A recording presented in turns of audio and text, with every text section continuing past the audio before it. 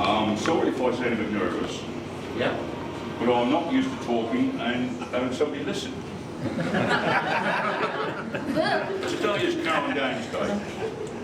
I don't remember much of Carol's younger years, but I vaguely remember her being born on Christmas Eve, 1977. You can work out how old she is. That is how she got the name of Carol, because the nurses were singing Christmas carols. Before that, she was going to be called Rupert. Growing up, she went to school and on to college, where she studied bookkeeping, business, and accountancy. After a few years, she ended up working for me. Just for the record, I asked her to complete the CV. I asked her to fill in. She gave it back to me, but said, apologised, said she hadn't quite finished it. Oh, that's really nice. Really nice. It's cute. One memory I do have of Carol was of her laying on the floor, kicking her little legs in the air, gurgling, gooing and dribbling. I think she was about 27 at the time. Oh, you're just joking. Kids go through funny phases when they grow up, like body piercing and tattoos. I believe both Lisa and Carol have a small tattoo. But I was talking to Kira, Carol's youngest, the other day. She said she wanted a W. Oh no. They don't come. She wanted a W tattooed on each cheek of her bottom. So when she bent over, it would say, wow.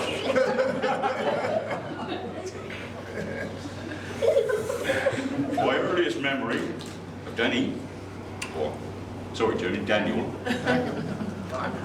was when he and Carol were about 14, and for some reason I chased Danny down the road. I was too fat to catch him even then, so I went back for the car. I still can't remember exactly why I was chasing him, but I never did catch him. He reappeared on the scene again about 3 to 4 years ago. True, we didn't see eye to eye, but he has grown into being a pleasant young man, and a credit to Roger and June.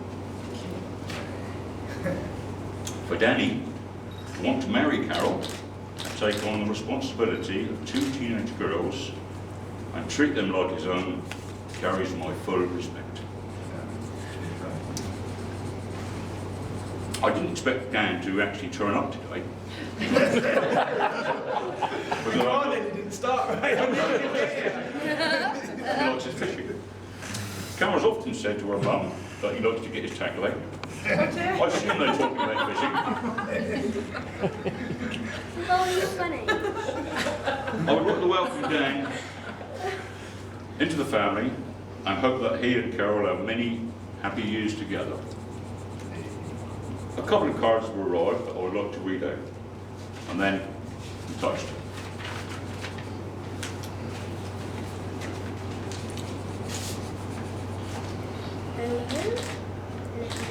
This one's to Carol and Dan, wishing you luck and happiness in your future together. Best wishes, Tony and Jeannie, our next door neighbours. And this one. To Carol and Danny, congratulations. Sorry, Great Uncle Harry couldn't make it to your wedding. He's 111 today. Now that deserves a round of applause. It was 111. Sorry. Actually, it's not 111. He's ill. Oh, you're just joking, aren't you?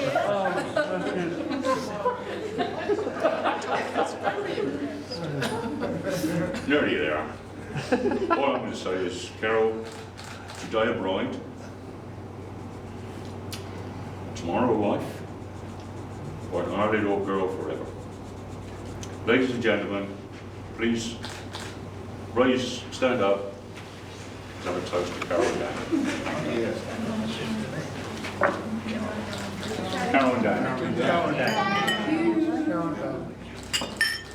Congratulations. Thank you very much. Oh, no.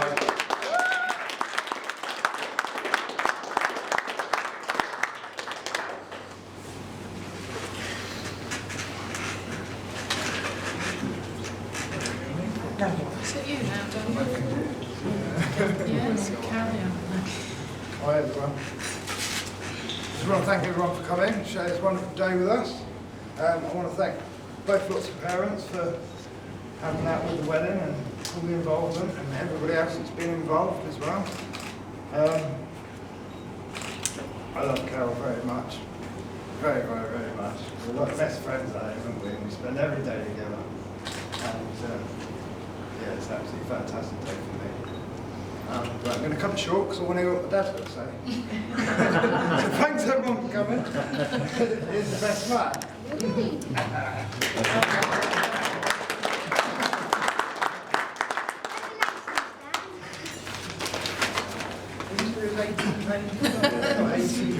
It was 18 pages, I've put it down to 2. Reduced it. Good afternoon, ladies and gentlemen, and young ladies, Kira, Alicia and Maya. Lovely to see you. Hope everyone's enjoying themselves on Carol and Daniel's special day. Yes. I would like to introduce myself for those who don't know me. I'm, of course, Daniel's dad. And by the way, the hotel manager has requested, for reasons of health and safety, to remind you all not to climb on the tables or chairs during your standing ovation at the end of my speech. Also, a government warning on drinking that men can only drink up to 30 units and ladies unlimited. Carol and Daniel, on behalf of those here, I'd like to thank you for inviting us here and everyone who's also here. Now's the time when I talk about Daniel. He's very handsome, witty, intelligent and a charmer. Sorry Daniel, I can't read the rest of your writing. I think could have, oh yeah. So joking apart, Jude and I are proud of how he's turned out. No. As a young boy, he played football amongst many other sports.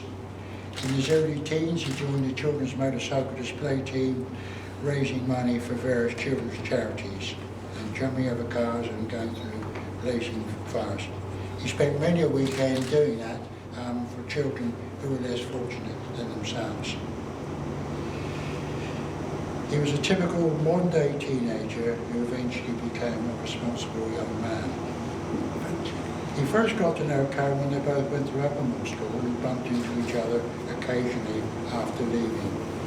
And in September 2011, they became Facebook friends, and from that time onwards, their relationship blossomed and eventually decided that they couldn't bear to be apart. And of course, that's why we are here today. June and I would like to welcome Carol, Alicia, Kira, Carol's mum and dad and their family into our family. It seems we've known each other for years. Carol, you look really stunning and looking beautiful and looking like an angel. I'm sure that everyone here will agree with that. On a personal note, I would like to thank bridesmaids, Alicia, Kira and Maya, all of whom look radiant and beautiful today. Sorry? And Lisa. And Lisa, sorry Lisa. I overheard them arguing about which one of them was to have the pleasure of being the first to dance with me. All I can say is that one of you has to. Carol, to help the course of true love run smoothly, never forget these important words that you must say every day. You're right, dear. From now on, you should never argue or disagree with Daniel, because he's now. You're expected to keep your hair up and makeup perfect at all times, to dress in a way that pleases him. You should cook his favourite meals every night and encourage him to go out with his friends on a regular basis. Do these simple things and your marriage will be blessed with many years of happiness. Carol, I know that Daniel loves you very much. Daniel knows his wife so well. When I asked him what her favourite flower was, he instantly replied, self-raising. On Daniel's first date with Carol, he thought he'd make an impression and promised her a 7-course meal. She was a bit disappointed when it turned out to be a burger and a six-pack. A few more words before I finish my speech, Carol and Daniel. May the love you share today last your whole lives through, and may the path of married life be always smooth for you. I read somewhere that a best man's speech shouldn't take longer than it takes the groom to make love on his wedding night. So with that in mind, can we all stand and raise our glasses again to Carol and Daniel, and may you have many years of happiness together. Daniel and Carol. When your legs don't work like they used to before,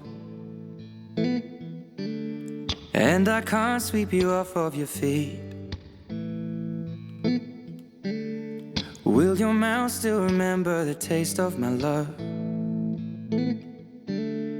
Will your eyes still smile from your cheeks? Darling, I will be loving you till we're 70.